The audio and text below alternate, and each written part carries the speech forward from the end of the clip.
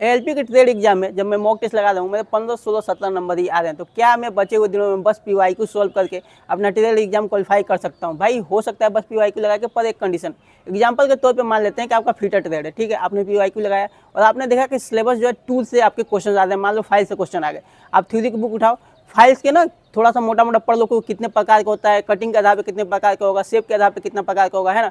बाकी आपके जो ट्रेड है उसके हिसाब से आप देख लो, आपको थ्योरी थोड़ा बहुत तो पढ़ना पड़ेगा। सेम क्वेश्चन थोड़े ना आएंगे, ऐसा तो है नहीं। मान लो अगर सेम क्वेश्चन आए तब तो आप कर लोगे, पर उसी चैप्टर से उठा के अगर थोड़ा सा चेंज कर दिया तो आप कैसे करोगे? उसके लिए आपको थोड़ा बहुत तो थ्योरी पढ़ना ही पड़ना पड़ेगा, है ना। और एक बात मैं बताता हूँ, देखो अगर आप पार्ट ए के लिए अपना जितना भी समय दे दो, उसमें से थोड़ा समय अगर आपका ट्रेड एग्जाम बिल्कुल भी बंटा गोल है, उसमें आप ट्रेड के एग्जाम में समय बढ़ाइए, क्योंकि ट्रेड एग्जाम क्वालिफाई करना बहुत ही इंपॉर्टेंट है। आप अगर पार्ट ए में 60 नंबर भी लाते हो रॉ मार्क्स, तो आपके क्वालिफाई करने के चांसेस हैं।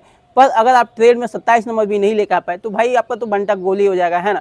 और मैं एक बात बताऊं, देखो ट्रेड में नॉर्मलाइजेशन होंगे, नेगेटिव मार्किंग भी होंगे, मैंने पहले ही बता दिया, पर नॉर्मलाइजेशन के भरोसे नहीं रहना है। आपको मिनिमम कम से कम कोशिश करना है कि आप 30 क्वेश्चन तो सही करके आए ही आए। अगर अभी तक कोई 10-15 क्वेश्चन सही कर पा रहा है तो कोशिश करिए 30 तक पहुंचने की, कोई 30 कर पा रहा है तो कोशिश करिए 35 तक मैं पहुंचूं, और 35 तक कोई कर पा रहा है तो 35 से 40 तक क्वेश्चन सही करने की कोशिश करो।